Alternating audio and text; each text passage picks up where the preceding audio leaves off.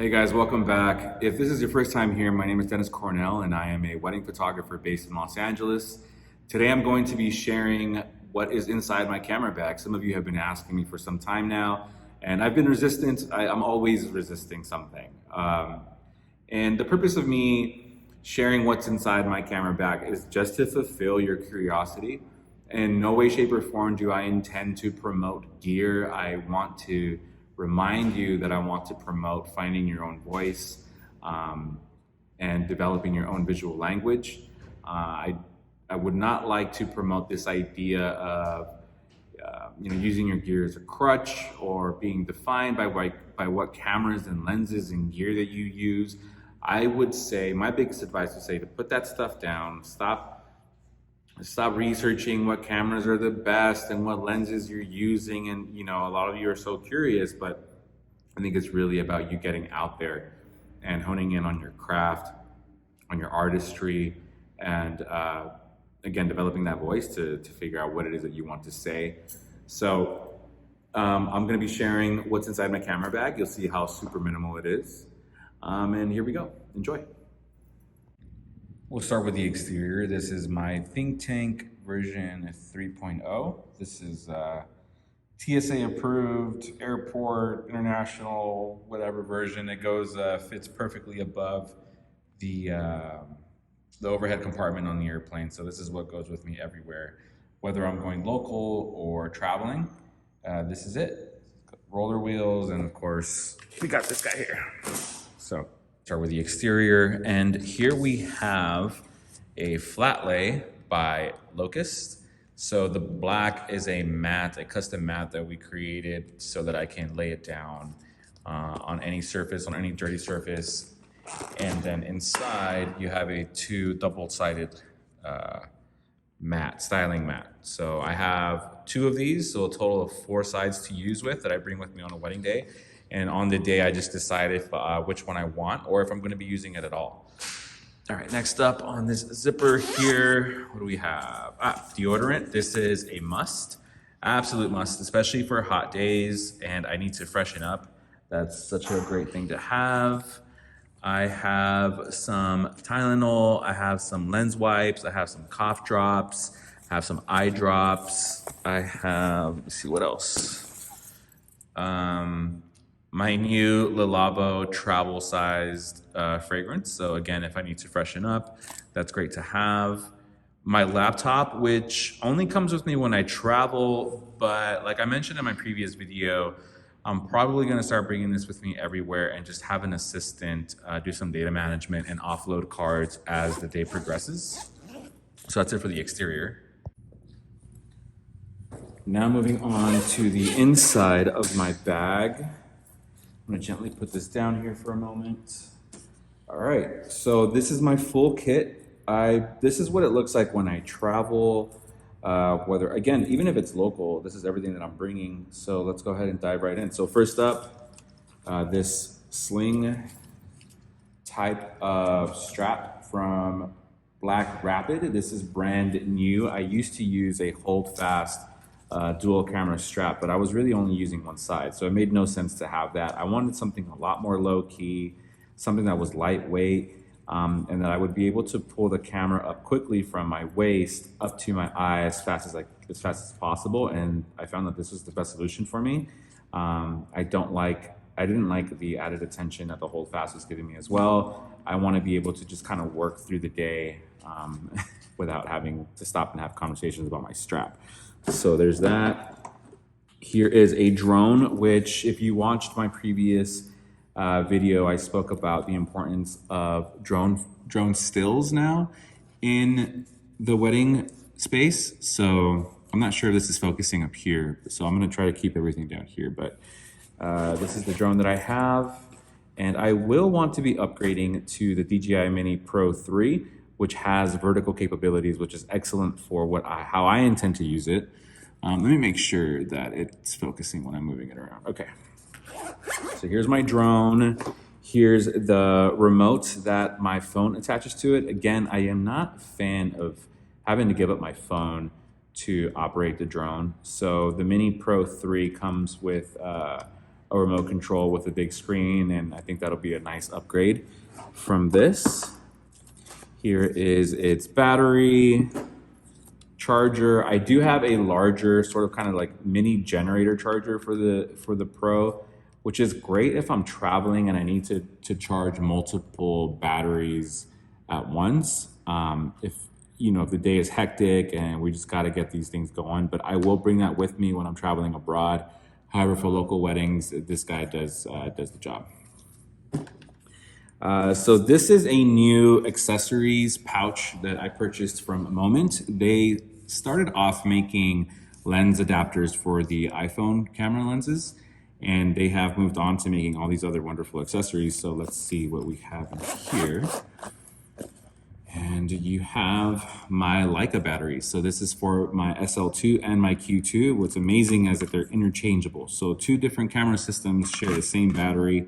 I have the cables here. This ensures that I don't leave these behind.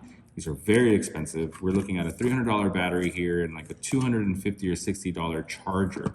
So I have lost one of these. I left one at a wedding and it was subsequently stolen. So somebody left with it, never bothered to return it or turn it in, lost and found, and it probably made its way onto eBay. So this makes sure that I can do a double and triple check at the end of the day. And if this is empty, something's wrong. I need to go find my batteries. So there's that. A little blower, of course. Here are some acrylic blocks that I sometimes use for styling. Flat lays. So there's an assortment in different sizes in here. I picked these up on Amazon for like 12 bucks.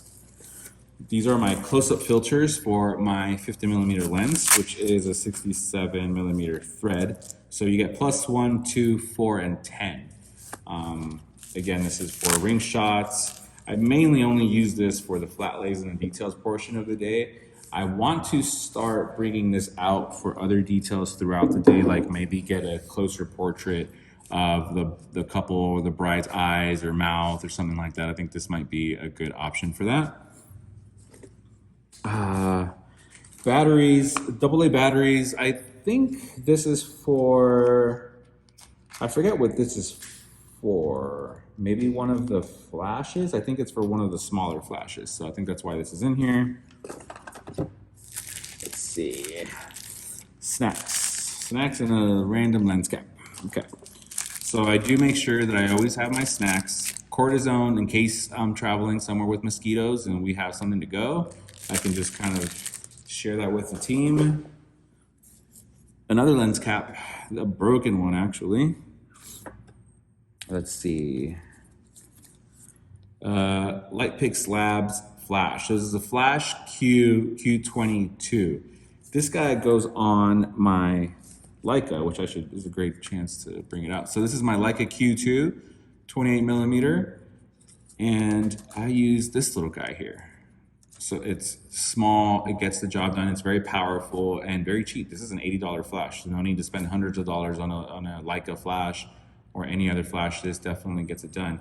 The cool thing about this is that this comes off and I now have a remote and trigger, so I can do directional flash off camera and do like a 45-degree angle and get some really cool lighting on this, especially for reception.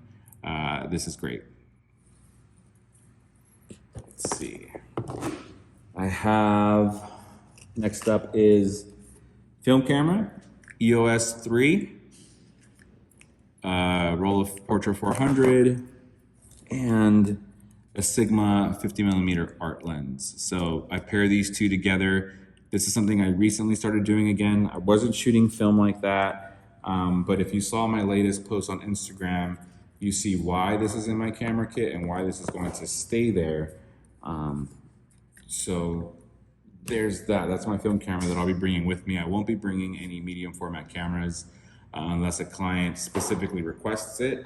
And when a client specifically requests medium format, it's because they know their stuff. They know their cameras, they know their film, and that's someone who I'm definitely going to be bringing that stuff for. So there's that. All right, let's see. My Pelican case that holds all of my cards.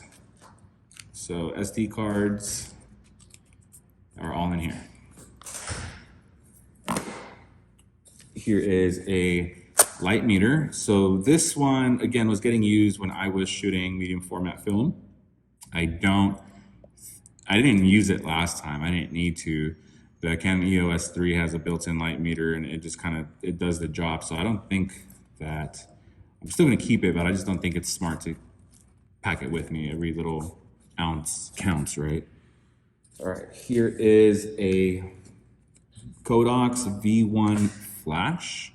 So this guy, if I'm going to use this, it would be used on my Leica SL2. I haven't paired them together, I don't think. And the reason for that is that once I see that a flash is necessary, I tend to switch over to just shooting with the Leica Q2 and using the flash that I showed you earlier.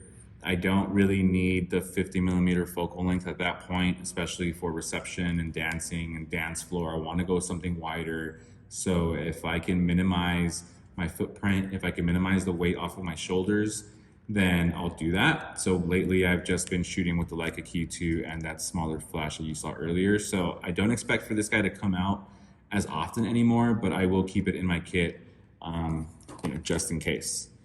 And next up is, what else do I have here? Battery, a spare battery for that flash. The great thing about that flash is it has a proprietary battery. You don't have to use double A's or anything like that. And this guy has an amazing charge and battery life. Having two in your kit, you don't need them. That's just in case of emergency. All right, here we go. This is a TTartisan 90mm Noctilux f1.25. So look at the size of this glass. That's crazy. The one thing about this lens though is that I've only pulled this out during ceremony. I have not used this any other time of day. I think this would make for a great portrait lens. I just haven't used it. I think I've had my assistants carry this in their bag for me, but I haven't asked for it. I haven't pulled it out, and I just can't see myself doing that. I think that I've worked with the 50 focal length for so long. I know what to do with it, and I don't know. I might end up selling this, and I might end up selling the lens that's currently on the SL2, and pick up a Leica M mount, Summicron or Summilux in the future. So I don't know yet. This is a heavy lens. It's pretty hefty. It's not groundbreaking, and I'm looking for more character with my images that I think that can only be found on Leica glass. So there's that. And last but not least is my Leica SL2.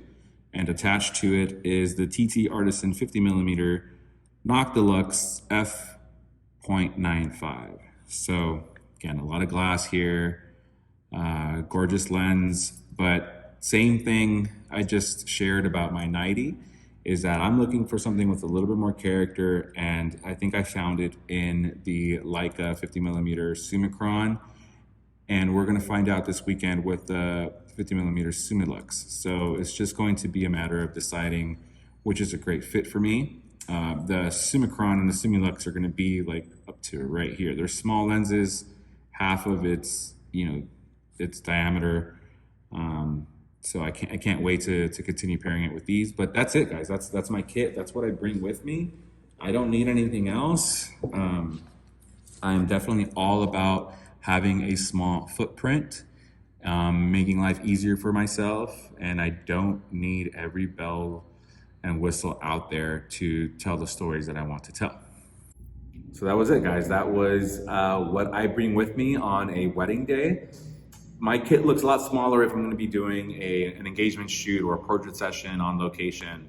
I probably won't be bringing the think tank with me, and I'll just have a messenger bag, a camera bag that I have with me that I can put two of my cameras in and call it a day. But for the most part, that's what I'm kind of hauling around. You saw that it is on the minimal side. I used, the drone is new. Some of those things in there are pretty new. And so my kit used to be a lot smaller. But it's crazy to think that a few years ago, there would have been a Pentax 6.7 in there and or a Pentax 645, along with a 35mm camera and maybe another lens. And so it's just kind of wild to think that I was hauling that all around. And again, just a reminder to show you and to demonstrate what can be accomplished and achieved with minimal amount of gear. You're not going to see me with a crazy amount of cameras on the day. If it were possible and I can work with just one camera, I would. But unfortunately, I can't do that right now. I do like having my Q2 around my neck and having my Leica SL2 around my shoulder. So I have my 50mm focal length and my 28mm focal length that I operate on all day. And every once in a while, I'll bring out the 90. But like I mentioned, that might go away. It's a focal length I've never really worked with before. I just introduced it into the kit a couple of months ago, or if not less than that. And I just don't think that it's here to stay. So if you're curious, I am headed in the direction of having a full Leica kit. Leica glass, Leica bodies, there's no turning back. I can't see myself ever going back to Canon or Sony or Fujifilm. Something completely groundbreaking would have to happen for me to go in a direction like that. But since I am a manual focus and a manual everything shooter, this system works for me. I don't need all those bells and whistles. I don't need eye tracking. I don't need face tracking. I don't need super fast autofocus. Just give me the best glass available, the most beautiful sensor that you have, and I'm a happy man. And of course, a really, really well-built camera. And that's what you get out of the Leica systems. And it's just why I gravitate towards them and why they're now part of my kit. So that's it. If you guys have any questions, if you have any questions about any of the gear that you saw in there, let me know in the comments. I might start linking, I haven't done any of those affiliate type things, with Amazon or any of those other retailers, but I might just start linking them. Or if you have a specific question on a model of something that you saw, let me know in the comments and I'll let you know what it is, or I'll send you a link. All right, guys, thanks again for watching, and then I'll see you on the next one. Have a good one.